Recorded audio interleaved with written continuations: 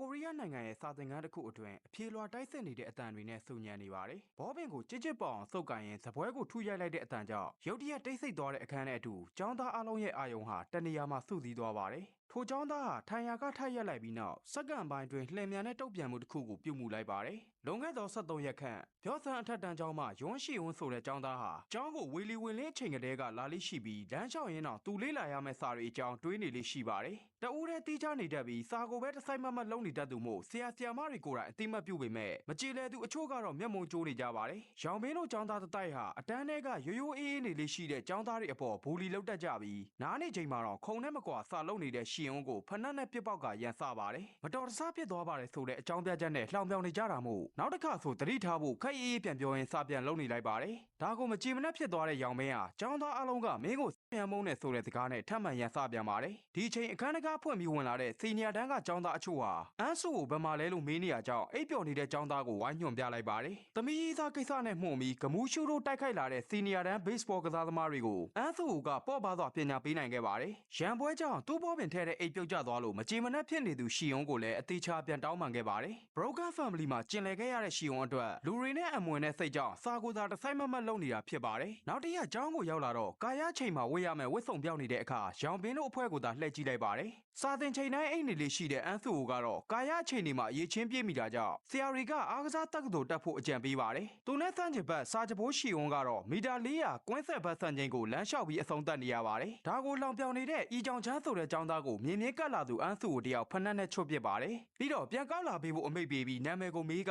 တတိထားနေဆိုတဲ့အကြည့်နဲ့ပြန်လွှတ်လိုက်ပါတယ်။သူများတွေ9မိနစ်နီးပါးနဲ့ပန်းဝင်လာချိန်အမောဆုပ်ပြီး10မိနစ်နေမှရောက်လာတဲ့ရှီယွန်းကိုအားလုံးကလှောင်ပြောင်နေကြပါတယ်။အတန်းထဲမှာလည်းမကကာယအချိန်မှာပါအရင်ကိုဖွက်ပြီးအနှောက်ယှက်ပေးနေသူရောင်မင်းအားဒီလောက်နဲ့ရက်လိုက်ဖို့သတိပေးခဲ့ပါတယ်။တက်လုံမကောင်းဖျောင်းအောင်မပြေးနိုင်မှသိကြတဲ့ရောင်မင်းတို့အဖွဲ့ကတော့လူမိုင်းထဖမ်းနေတဲ့ရှီယွန်းကိုပုံစံပေးဖို့ပြင်လိုက်စဉ်ဆရာတယောက်ရောက်လာတာကြောင့်လှုပ်ပေးလိုက်ရပါတယ်။အိမ်မှာစာလုပ်နေသူရှီယွန်းထံပစ္စည်းလာပို့တာပါဆိုလို့တကားဖွင့်ပြီးလိုက်တဲ့အခါအန်းစုကိုဖြစ်နေပါတယ်။သူမမာထားဘူးဆိုတာကြောင့်လိပ်စာစစ်ကြည့်တော့မှတိုက်ခန်းမှာတက်လာတာနဲ့မထူးတဲ့အစုံရေတစ်ခွက်လောက်တိုက်ရန်တောင်းဆိုပါတယ်။ဘာလို့တိုက်ရမှာလဲဆိုတဲ့ရှီယွန်းရဲ့စကားကိုမကြားချင်ဟန်ဆောင်ကရေမတောင်းရရင်မပြန်ဘူးဆိုတဲ့ပုံစံနဲ့ဝင်ထိုင်နေရကြောင်းရေခတ်တိုက်လိုက်ရပါတယ်။နောက်တစ်ရက်အိုဘုံဆော့လို့အမည်ရတဲ့ကျောင်းသားအသစ်တယောက်ပြောဆန်းအထက်တန်းကျောင်းကိုပြောင်းလာပါတယ်။ထုံးစံတိုင်းတားကောင်ရှာနေတဲ့ရောင်မင်းတို့အုပ်စုကကြက်နေစဉ်သူ့ဆိုင်ရေးခုံပေါ်ထိုင်နေသူရောင်မင်းကိုရှီယွန်းကမောင်းထုတ်ပါတယ်။ထွက်မလာဘူးဆိုတာနဲ့ဘောပင်ကောက်ယူလိုက်တဲ့ရှီယွန်းကြောင့်ရန်ပွဲဖြစ်တော့မဲ့အချိန်နောက်ဆုံးကုံကသူ့ကိုတယောက်သူကောင်းကောင်းအိတ်ချင်လို့တိတ်တိတ်နေကြရန်ပြောလာပါတယ်။ဒီကိစ္စကိုမကြေမလည်ဖြစ်သွားကြတဲ့ဂျောင်ချမ်းတို့ကသူတို့ကိုမခန့်လေးစားလုပ်နေတဲ့ရှီယွန်းကိုဒီတိုင်းထားမလို့လားလို့ရောင်မင်းကိုတွေးထိုးပါတယ်။လေဘင်းညစ်ပြီးချင်းချောက်ထားတာတောင်ကြောက်လန့်မသွားတဲ့စာကြပိုးကိုအစင်းကြအောင်လုပ်ပစ်မယ်လို့တိုင်ပင်လိုက်ကြပါတယ်။အဲဒီနောက်သူတို့စေးသုံးနေကြကလပ်ကိုဆေးလာပို့သွားတဲ့ရောင်မင်းရဲ့အကူဝမ်းကွယ်စော့တဲ့အားဖန်တနိုင်းဆေးကိုလူတယောက်ရဲ့လေဘင်းမှာကတ်လိုက်ရင်ဘာဖြစ်မလဲလို့မေးပါတယ်။အကိုက်ခဲပြောက်စေမှုလေးလံထိုင်းမိုင်းုံသာဖြစ်စေနိုင်ပြီးမတိမတွေ့ဘူးတဲ့ခန္ဓာကိုယ်ဆိုရင်တော့မူးဝေအော့အန်နိုင်တဲ့အကြောင်းရှင်းပြကလွန်လွန်ကျူးကျူးတွေရှောင်မလို့ဖို့သတိပေးသွားပါတယ်။ညဘက်ကျူရှင်တက်ပြီးပြန်လာတဲ့ရှီယွန်းကိုလူနှစ်ယောက်ကလူမားပြီးဖန်တနိုင်းတွေထိုးရောက်နေပါတယ်။ဘေးမှာရက်နေတဲ့တယောက်ကဆေးမာထားတာမိန်းကလေးဖြစ်ကြောင်းသတိပေးတဲ့အခါရှီယွန်းကလည်းလမ်းပိတ်နေရကြောင်းဖယ်ပေးဖို့ပြောလိုက်ပါတယ်။ဂျစ်ကန်ကန်ပုံစံနဲ့မို့ချင်းချောက်နေပေမဲ့အိမ်အတွင်းကဘောပင်ကိုအသစ်ပြင်လိုက်ချိန်မှာတော့ဘေးကရက်နေသူစော့တဲ့ကလမ်းရှင်းပေးလိုက်ပြီးအကောင်ပုံစံကဘောပင်နဲ့တကယ်ထိုးမှမို့နောက်ကလူကြည့်ပြီးမှမိုက်ကြီးခွဲရန်သူ့ကြောင်းသားကိုသတိပေးပါတယ်။အဆန်းဆောင်မွဲဖြစ်ဖို့တရက်အလိုမှာတော့စာလိုက်လုံးနေသူအိုဘုံစော့ကိုရောင်ဘင်းကလာခေါ်ထုတ်သွားပါတယ်။အဲ့ဒီနောက်အေးတပူဝက်တိုက်ရင်ကျောင်းဟောင်းမှာအနိုင်ကျင့်ခံရလို့ဒီကိုပြောင်းလာရတဲ့အကြောင်းသူများတွေပြန်မသိသေးခြင်းသူတောင်းဆိုတာတခုလုပ်ပေးဖို့ပြောလာပါတယ်။စာမေးပွဲဖြေတဲ့နေ့ကိုရောက်လာတော့ဘုံစော့ဟာရုတ်တရက်ရှီဝန်းရဲ့ဂုတ်ကိုရိုက်လိုက်ပြီးအကောင်နားနေလို့ဖြစ်ကြောင်းလိန်လိုက်ပါတယ်။အခိုက်ခဲပြောက်စေမှုထုံတိုင်းလေးလံလာမယ်ဆိုတဲ့ဖန်တန်တိုင်းကြောင့်စာကိုအာယုံစိုက်မရတော့သူရှီဝန်းဟာအခန်းထဲကထထွက်သွားပါတော့တယ်။ထိမရအောင်မူးဝင်နေတာမို့မျက်နှာတစ်ပြီးအခန်းထဲပြန်ထိုင်နေစဉ်လေဘင်းမှာကတ်နေတဲ့ကတ်ခွာစားလေးကြောင့်သဘောပေါက်သွားပြီးသူ့ပါသူအချက်ပေါင်းများစွာထိုင်ရိုက်နေပါတယ်။တဒန်းလုံးကမှင်သက်နေပြီးဆီယမကပါစိုးရင်တကြီးမေးတဲ့အခါဘာမှမဖြစ်ဘူးလို့သာပြန်ဖြေလိုက်ပါတယ်။အဲ့ဒီနောက်အဖြေလွှာတွေကိုတိုက်စစ်ချိန်မှာတော့သူမဖြေလိုက်ရတဲ့မေးခွန်းတွေကိုကြည့်ပြီးဒေါသတကြီးခုံကိုထုရိုက်လိုက်ပါတယ်။ပြီးတော့ဘေးကပုံစော့ကိုလှည့်ကြည့်လိုက်ပြီးရုတ်တရက်ထိုင်ရာကထကနောက်ဆုံးအတန်းရှိရာထန်လျှောက်သွားပါတယ်။သူရင်ဆိုင်ရမဲ့လူက3ယောက်မို့အရာဝတ္ထုတစ်ခုရဲ့4ချိန်နဲ့အလှင်ဟာရိုက်အားနဲ့ဓာတ်ရိုက်ညီတယ်ဆိုတဲ့နျူတန်ရဲ့ဒုတိယနိယာမအတိုင်းတင်ချာကျွမ်းကျင်သူမို့တင်ချာနီးလန်းနဲ့ပဲနီးစပ်ရာ2ယောက်ကိုတပြိုင်တည်းတိုက်ခိုက်ခဲ့ပါတယ်။တတိပေးထားတဲ့ဂျားကသူ့ကိုဇက်တိုက်နှောက်ယှက်နေသူရောင်မင်းကိုစာအုပ်ထုကြီးနဲ့မေ့မျောတဲ့အထိပုံစံပေးပါတယ်။ဒါကိုတော့မကျေနပ်သေးပဲဆက်ရိုက်ဖို့ကြိုးစားနေစဉ်ဓာဝင်လာသူကတော့အန်းစုကိုပဲဖြစ်ပါတယ်။တော်ယုံပဲလို့ဘောင်မကျော်လာနဲ့ဆိုကတတိပေးနေတဲ့စုကိုပါနီးစပ်ရာနဲ့ပြစ်ပြီးခုံနဲ့ဝင်ရိုက်ဖို့ကြိုးစားလိုက်ပါတယ်။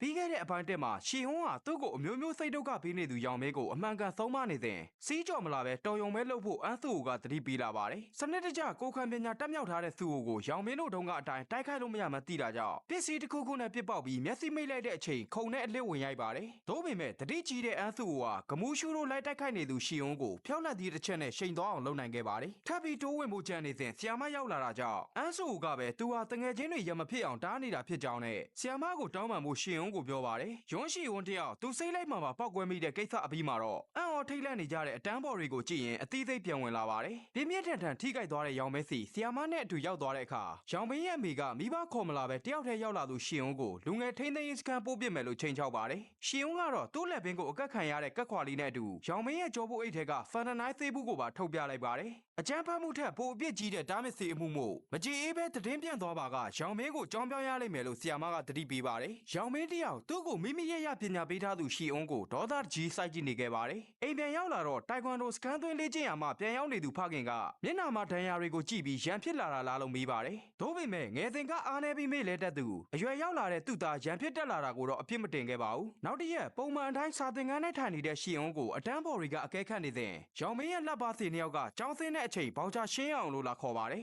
တိတ်ဆိတ်ရှုံးမခံကျင်တဲ့ရှီအုံးကတော့အခုပဲရှင်းမယ်ဆိုကရှေ့ကဥဆောင်ထွက်သွားပါတယ်တန်းသင်ခန်းအတွင်းရောက်လာတော့ရန်ပွဲကိုအကဲခတ်သူတွေမမြင်အောင်တကားကိုအရင်ပိတ်လိုက်ပါတယ်ပြီးတော့မှတ်ညံမကောင်းတဲ့ကောင်တွေကိုပြန်တင်ပေးရအောင်မယ်ဆိုကအိတ်ကက်ထဲကဘောပင်ကိုထုတ်လိုက်တဲ့အခါကြောင်ချမ်းတို့နောက်တွန့်သွားပါတယ်ပါဗလောဆိုတဲ့သင်ခန်းစာအတိုင်းအချက်ပေးမယ်ခွေးကိုအစာကျွေးဖို့မြားခေါ်မယ်ဆိုသလိုထက်ကတလဲလဲနှိပ်နေတဲ့အတန်ကြောင့်ဘောပင်စာမိထားဘူးသူထဲဟွန်းတို့ထိတ်လန့်နေကြမှာဒီလောက်နဲ့ရက်လိုက်ဖို့တောင်းဆိုကြောင်းခတ်တင်းတင်းတတိပေးကထွက်လာခဲ့ပါတယ်စေးရုံတက်နေတဲ့ရောင်မင်းထံသူ့ကိုဝမ်းကွယ်စော့တယ်ရောက်လာပြီးမစင်မချင်မလုပ်ဖို့တတိပေးထားတယ်မဟုတ်လားလို့အပြစ်တင်လာပါတယ်ပြီးတော့ဘသူလဲလို့မေးကတန်ကြီးအဖြစ်ကူညီပေးပါအကိုတို့တောင်းဆိုခိုင်းပါတယ်ကျူရှင်ကနေလိုင်းကားစီးပြီးပြန်လာတဲ့ရှီအုံးကိုအချိန်ပိုင်းလှုပ်ဆင်းနေတဲ့သူကတရင်တနည်းနှုတ်ဆက်လာတာကြောင့်မနေ့ကကိစ္စတောင်းပန်လိုက်ပါတယ်စားသောက်ဆိုင်တစ်ခုကအော်ဒါတွေကိုညလုံးပေါက်လိုက်ဖို့ပေးပြီးကျောင်းမှာပဲနေနေတဲ့သူကိုသူ့ကျောင်းစောကြီးရောက်လာတဲ့အခါတိုင်းအတန်းထဲမှာဖြစ်တယ်လို့အိတ်နေတာမြင်နေကြဖြစ်ပါတယ်နေ့လည်သာစားချိန်မှာတော့မှုံအိတ်နေတဲ့အန်းစုကိုသူတောင်းပန်တဲ့အနေနဲ့ကျောင်းကန်ထဲကထမင်းလိုက်ကျွေးပါတယ်စာမတော်ပေမဲ့အတန်းမှစုနဲ့ဒီပလိုမာရဖို့ကြံထားသူစုကိုတယောက်ညလုံးပေါက်အော်ဒါတွေပို့ရင်ကျောင်းအိတ်ကျောင်းစားဖြစ်လာကြောင်းရှင်းပြပါ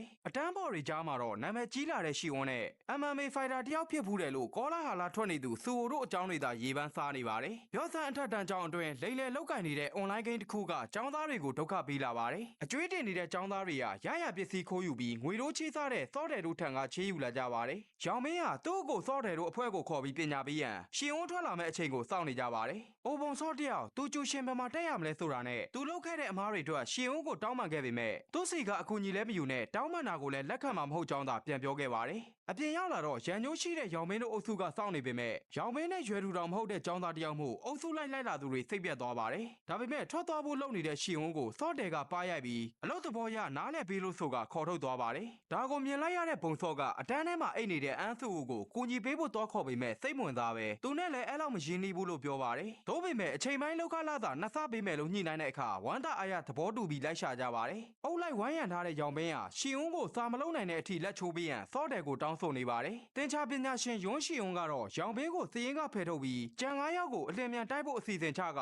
ရှေ့တက်ကစော့တယ်ကိုဘောပင်နဲ့ထိုးပါတယ်ရုတ်တရက်တွေ့ဝေသွားတဲ့စော့တယ်ကိုပန်းအိုးနဲ့ရိုက်ပြီးနောက်ကပြေးဝင်လာတဲ့တယောက်ချင်းစီကိုကြိုတွက်ထားတဲ့အတိုင်းအောင်မြင်စွာဖြည့်ရှင်းနိုင်လိုက်ပါတယ်ပြန်ထွက်သွားမဲ့ပြင်နေတော့နောက်ကပြေးဝင်လာတဲ့စော့တယ်ကကင်ပေါက်ကရှော့တွက်မိတာမှားသွားရလို့ဆိုပါတယ်အခွင့်ရသွားတဲ့ရောင်မင်းတို့အဖွဲ့ကစာမလုံးနိုင်တော့အောင်ရှီဝန်းရဲ့လက်ကိုချိုးနေစဉ်အန်းစုကိုရောက်လာပါတယ်သူပြောနေကြအတိုင်းတော်ယုံဘဲဘော့ဆိုပြီးထွက်သွားတဲ့အခါအားမရသေးတဲ့ရောင်မင်းကစော့တယ်ကိုကြည့်နေတာမို့အန်းစုကိုဝင်တိုက်ခိုက်ပါတယ်ဆရာကြီးနှစ်ကောင်အလုံးရှုံနေချိန်ရောင်မင်းတို့အဖွဲ့ဟာသူတို့ပြစ်မှတ်ရှီဝန်းကိုဝင်ဖမ်းကြပါတယ်အရက်ပလင်းနဲ့ရိုက်ဖို့တိကြံစီနေပြီမို့အန်းစုကိုတယောက်လူတန်ကြီးစော့တယ်ကိုဖြည့်ရှင်းမရဖြစ်နေချိန်ဘယ်ကမှမသိရောက်လာတဲ့အိုပုံစော့ကပခုံးနဲ့ဝင်တိုက်လိုက်ပါတယ်ဒီလိုနဲ့ရန်ပွဲကအဆုံးသတ်သွားပြီးအုပ်စုလိုက်မှတိုက်ခိုက်ရဲတဲ့ကောင်တွေကိုမရှက်ဘူးလားလို့မေးတဲ့အခါစော့တယ်ကိုယ်တိုင်ဒီနေ့တော့ဒီလောက်ပဲလို့ပြောပြီးထွက်သွားပါတယ်အဲ့ဒီနောက်အန်းစုကိုယွန်းရှီဝန်းနဲ့အိုပုံစော့တို့၃ယောက်သာစတင်ရင်းနှီးသွားခဲ့ပေမဲ့သူ့အချိန်ပိုင်းလုံးနောက်ကျသွားတဲ့အန်းစုကိုကတော့ကြံ2ယောက်ကိုပါဝိုင်းကူခိုင်းခဲ့ပါတယ်ကျောင်းချိန်ကလွဲရင်ညဆိုင်နဲ့ပိတ်ရက်တွေမှာအမြဲအလုံးလုံးနေရသူအန်းစုကိုအကြောင်းအခုမှတေချာနားလည်သွားပါတယ်ဘဝမှာတငယ်ချင်းတယောက်မှမရှိခဲ့ဘူးသူရှီဝန်းတယောက်ပထမဆုံးတငယ်ချင်းတယောက်ရလာပြီးပထမဆုံးကျူရှင်စပြေးဘူးတဲ့နေ့လည်းဖြစ်လာပါတယ်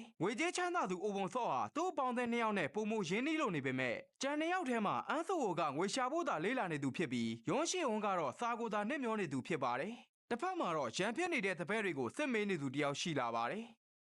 ်ည မျက်နှာမှာဒဏ်ရာတွေနဲ့စော့တယ်ကိုသူတို့ဂိုင်းကောင်းဆောင်ဂီဆူဆိုသူကအလုတ်ချိန်မှာပောက်ကရတွေရှောင်မလို့ဖို့ပြောထားတယ်မဟုတ်လားလို့မေးနေပါတယ်အတူလိုက်သွားတဲ့ရောင်းကြီးကစော့တယ်ညီဝမ်းခွဲထံကအကူကြီးတောင်းတာကြောင့်လို့ဖြေတဲ့အခါအကျွေးတောင်းမလာသူစော့တယ်လက်ကိုရိုက်ချိုးပစ်ခဲ့ပါတယ်စူအိုနဲ့ဘုံစော့ဟာပိတ်ရ